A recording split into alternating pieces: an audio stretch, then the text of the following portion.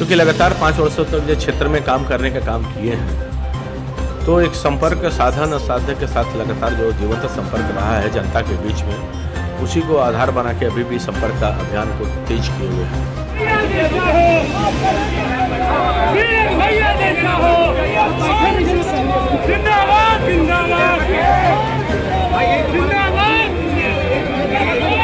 पटना में जहां एक तरफ सूचना जनसंपर्क मंत्री नीरज कुमार ने अपना नामांकन भरा, तो वहीं दीघा विधायक संजीव चौरसिया ने हमसे जुड़ करके विधानसभा इलेक्शंस में हो रहे तैयारियों पर भी बात की। चलिए हम आपको आज की इस विशेष रिपोर्ट में बताते हैं कि पटना में हो रहे जेडीयू और एनडीए कार्यकर्ताओं द्वारा इस कार्यक्रम पे द न्यूज़ वॉल ने कैसे किया कवर। नमस्कार, आदाब, आप देख रहे हैं द न्यूज़ वॉल और मैं हूँ आपके साथ अनुप्रिया सिंह।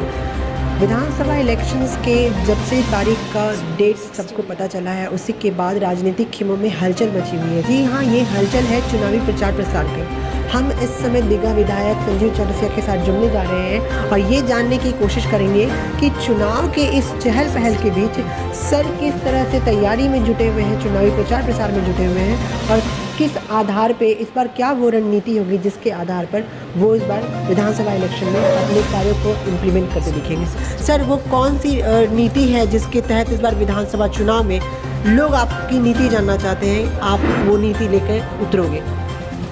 क्योंकि लगातार 5 वर्षों तक जो क्षेत्र में काम करने का काम किए हैं, तो एक संपर्क साधन और साध्य के साथ लगातार जो जीवंत संपर्क रहा है जनता के बीच में, उसी को आधार बना के अभी भी संपर्क का अभियान को तेज किए हुए हैं। और व्यक्तिगत संपर्क का बड़ा लाभ है, प्रगट से संपर्क का अभियान का सीधा आशीर्वाद भी लोगों को मिलता है और मित्रवता और सबका स्नेह भी मिलने का काम होता है। तो माताएं, बहनें, अभिभावक सबको लगातार मिलने का काम हो रहा है और विकास के काम और पैमाने सुबह से रात तक जो मैंने लगातार किया, इंफ्रास्ट्रक्चर डेवलपमेंट से लेकर क्षेत्र का स्लम के विकास से लेकर स्वास्थ्य से लेकर जितने प्रकार के माननीय प्रधानमंत्री जी की सोच, माननीय मुख्यमंत्री जी, उप मुख्यमंत्री जी का जो पूरा एक विकास के दृष्टिकोण सबसे ज़्यादा कर रहा है, तो दीघा विधानसभा की दृष्टि से लाभ मिला है।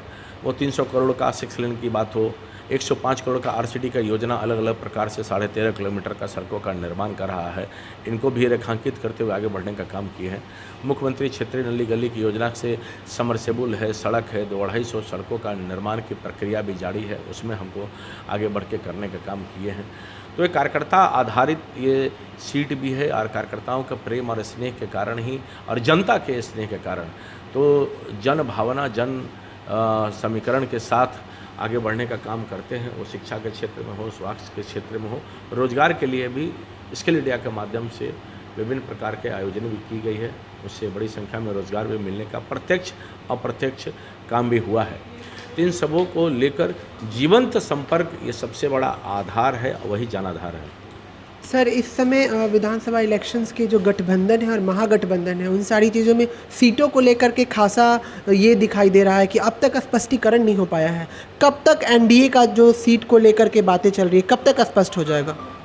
सब समय पे हो जाएगा, कहीं कोई कठिनाई नहीं है, समय का इंतज़ार कीजिए, सब चीज़ स्पष्ट हो जाएगा। सर, चिराग पासवान बार बार लोगों से जुड़ रहे हैं और वो ये कहते फिर रहे हैं कि हो सके तो इस बार वो एनडीए से अलग हो जाएंगे, तो क्या वाकई चिराग पासवान इस बार एनडीए से अलग होने वाले हैं?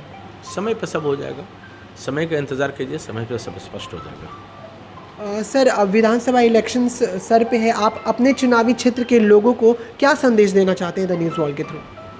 मैं आपके माध्यम से हम बताना चाहते हैं कि जो जन सेवा और संभावना के साथ लगातार लोगों को काम किए हैं, तो आज सबसे निवेदन और आग्रह है कि वो स्नेह निश्चित तौर पर मिले हमको और कोरोना में भी कोरोना को हराना है और निश्चित तौर पर जाकर अपना मताधिकार का वोट प्रदान करना है। तो अधिक से अधिक लोग मतदान केंद्र पर जाकर वोट करने का काम करें और जो प्रेम और स्नेह लगातार जनता का मिलता रहे, वो जनता का आशीर्वाद और प्रेम मिलता रहे। तो आपने देखा कि किस तरह से सर ने अपनी बातों को रखा है और जो जनता का प्रेम बार बार मिल रहा है, वही इस बार भी मिलने की उम्मीद भी बताई है। हम इस समय बीजेपी ऑफिस के बाहर खड़े हैं, जहाँ पे सर हमारे साथ जुड़े थे। साथ ही साथ हम आपको बता दें कि सर ने अपनी बातों में ये भी बताया है कि जो सीटों को लेकर के मतभेद हो रहा है या अभी तक स्पष्टीकरण नहीं हो पाया है एनडीए में, सर ने ये साफ तौर पे कहा है कि जब सही समय आएगा तब सीटों को लेकर के जो बातें हैं वो पूर्ण रूप से खुल जाएंगी और लोगों के सामने स्पष्ट तस्वीर सामने आएगी। साथ ही साथ चिराग पासवान को लेकर के भी सर ने यही कहा है कि समय आने पर सब कुछ पता चल जाएगा, करिए समय का इंतज़ार। तो हम भी इन सारी चीज़ों को देख के यही कह सकते हैं कि अब इस समय जो गठबंधन और महागठबंधन में खिचड़ी पक रही है वो वाकई शायद काफ़ी हलचल वाली दिखाई दे रही है। कब वो खिचड़ी खाएंगे इसका इंतज़ार लोग कर ही रहे हैं और क्या है इस खिचड़ी में अलग से इंग्रेडिएंट्स ये भी हम जानने की कोशिश करेंगे। आपको ये वीडियो कैसा लगा ज़रूर कमेंट करके बताइएगा। लाइक कीजिए, सब्सक्राइब कीजिए हमारे चैनल द न्यूज़ वॉल को और बने रहें हमारे साथ सामाजिक राजनीतिक गतिविधियों की खबरों के लिए।